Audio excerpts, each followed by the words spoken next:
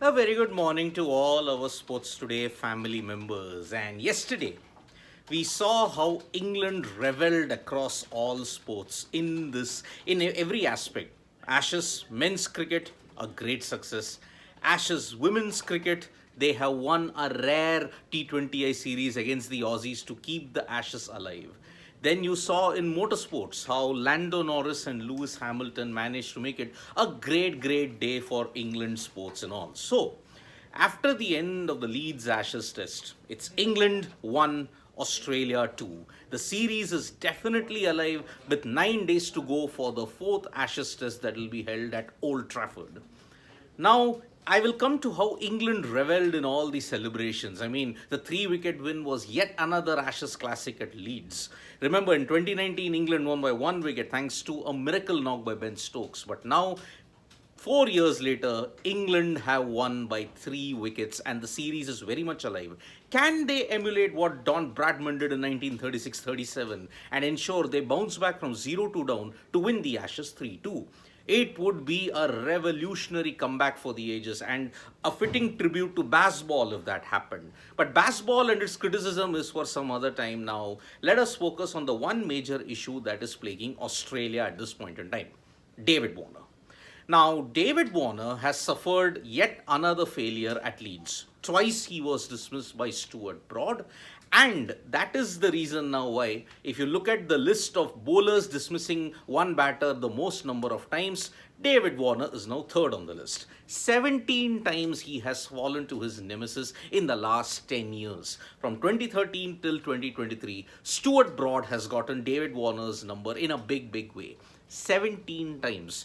Now, if he continues to play, there might be a possibility that David Warner might fall more than 19 times. This is the record. Glenn McGrath dismissed Michael Atherton 19 times, and that remains the most by any bowler that has dismissed a batter in modern day Test cricket. Now, there is plenty of speculation over David Warner. Whether he is going to play the Old Trafford Test, whether he will be there. The indications are that after about 8 to 9 days, when the Australians are rested and when they are preparing for the Old Trafford Test, a decision will be made. But the situation does not look good for David Warner because he continues his lean run in England. Although he has scored some 50s, he's looked in decent touch. But the end of the day is that Warner still hasn't broken his rut in England, and Stuart Broad continues to trouble him. Michael Clarke, the former Australia skipper who retired in 2015, he stated that there are options to replace David Warner. Who can it be? He suggests play both Mitchell Marsh and Cameron Green, let Travis Head open. Now, that is a kind of a revolutionary tactic that the Australians might want to employ, because remember, the left-hand combination does not get disrupted in this sense. David Warner was anyway struggling. Usman Khawaja has been in good form. Let Travis Head open and he can take the attack to the new ball also. That's nothing new for Head. Remember, he has opened in the past in Test cricket. And that is why it will be very interesting to see what Australia do heading into the fourth Test at Old Trafford. Remember, in 2019, Australia had regained the Ashes at Old Trafford when they beat England. So, lots at stake heading into the fourth Test. The series is very much alive, and this is where I would like to bring about the England rivalry. I mean, it was a sensational effort by England to chase down 250, and they did it in close to 50 overs. They played the match like a T20 or an ODI combined. It was heart-stopping stuff, and even Ben Stokes has admitted, like, this is the one comment that Stokes has said in the post-match presentation that he had. He said that another down-to-the-wire game, nice to get over the line and keep our hopes alive. It was really, it is not good for the oldies there. It's not good for the old-timers who are watching Test cricket, because it is pulsating stuff indeed. And Ben Stokes has really stated that, yes, it is a really, I didn't realize that Vokes hasn't played a Test for so long. He's Mr. Consistent. He's heaped praise on Mark Wood, because remember, Wood's inclusion in this Ashes contest was really the X factor, and he responded. What thunderbolts he bowled: 95 miles, 96 miles per hour, 94 miles. In both innings, he had a definite impact with both bat and ball. And on Mark Wood, Ben Stokes specifically, having someone who can bowl at 95 miles per hour is amazing. With the bat, he's just a free spirit. Goes back to the clarity. 24 of 8 balls was a massive swing in the game. Yes, had Wood not scored those 24 of 8 balls, Australia would have taken a much bigger lead. The target would have been a lot more. And that is why this knock, in addition to the second innings knock that he played alongside Chris Wokes, it remains to be one of the best comeback knocks that England have ever had. Now on Mark Wood. What did Mark Wood say? Delighted to be here. Remember, this is his home ground as well. And somewhere down the line, Yorkshire had a big influence in the Leeds win. Harry Brook, 75 very, very important runs. Unlike Harry Brook's style, remember, during the knock, he went past 1,000 runs and he took the fewest balls to get there. And he did it in very few innings as well. So Harry Brook continues to show that yes, there is a future for him. Yes, he can withstand the best bowling attacks in the toughest of pressure conditions, and that's why his 75 is gold dust. But on Mark Wood said, if I bat any higher, we'll get a nosebleed. So definitely not higher than 9. I felt I was in good rhythm, tried to run in as hard as possible. Stokesy told me to bowl as fast as I can. I was pleased with my 24 of 8. That 24 of 8 balls might be the defining moment when England finally get their game together, because this test match did not demand baseball style aggression. It needed calculated aggression. This was the thing that was missing in England's arsenal in the first 2 tests. Maybe in Old Trafford, if they can win, it's all set up for an absolute humdinger at the Oval then towards the fag end of July. So 3 tests done, 2 remaining. Australia still have a chance. They are still leading 2-1, but England now have the momentum. 9 days to go for the Old Trafford test. Lots is at stake indeed. And the Barmy Army made it a point to absolutely revel in the celebrations. I mean, it was truly a magnificent feat of cricket that was witnessed at Leeds. And a lot of people are saying, oh, it was too premature to write off baseball. But that is the point. Here, they didn't play baseball. They played conventional to the situation cricket. When there was attacking options there, they did attack. And who did they attack the most? Scott Boland. Australia, if you think they have a David Warner problem, they also have a problem in Scott Boland. Remember, in the World Test Championship final, Boland took 5 wickets and his average in Australia while bowling was 9. What is his average in the 2 tests that he's played here? A staggering 115. He's taken only 2 wickets. And the only batsman he's dismissed in the entire series is Zach Crawley, twice. What do you do with Scott Boland? Do you replace him?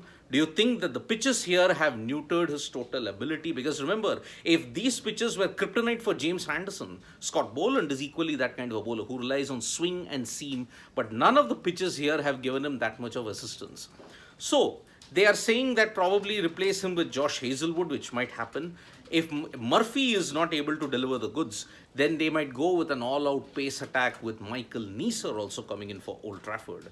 Remember, Australia are now coping with the absence of Nathan Lyon in a big way. And because of that, Australia will have to really pull their socks up heading into Old Trafford. They may be up 2-1, but England have momentum. And remember, England partially did come back in 2003 against South Africa. They had lost the first 2 tests. Then 1 test was drawn, but then they won the remaining 2 tests to ensure that the series was drawn 2-2. Here, with Stokes' captaincy, every test that Stokes has captained till now, none has been a draw. So, England will be hoping to really bounce back at Old Trafford and then seal the deal at the Oval, because this Leeds win yet again ensures the fact that it is a miracle ground for England. 5 consecutive wins. So, problems galore for Australia now because Boland is not firing, and with Warner also misfiring, it remains to be seen what happens to the Australian lineup heading into Old Trafford. So that is the situation when it comes to the Ashes. The Barmy Army is absolutely reveling itself. Is it a revival for baseball? Well, it is put on life support at this point in time. If they lose, is it the end of baseball? That is a different debate altogether. But yes, doesn't change the fact England won by 3 wickets. All the tests so far have been absolute classics. 2-wicket win, then you had a 43-run win, then you had a 3-wicket win. What will be it at Old Trafford? It remains to be seen now.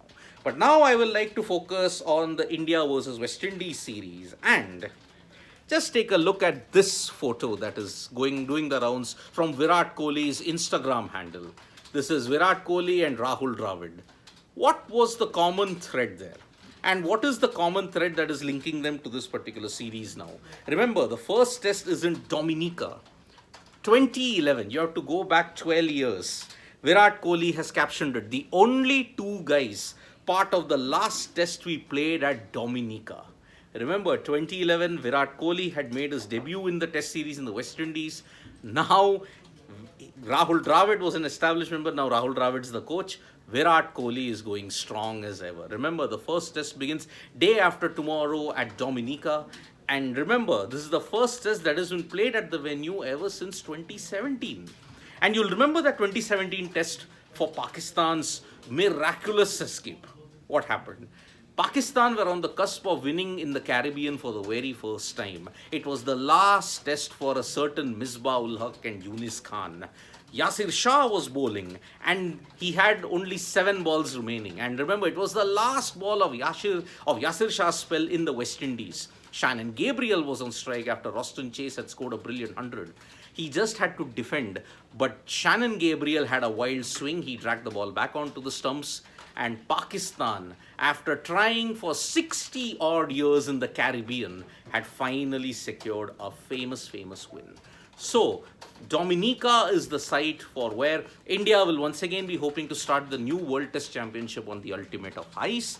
And this is why now all eyes will be on how the Indian team prepares the playing 11, how it's going to be. It all remains to be seen. Now we are gearing up for the India versus West Indies tests in Dominica as well as in Port of Spain. So stay tuned for all the latest updates that we give from Sports Today.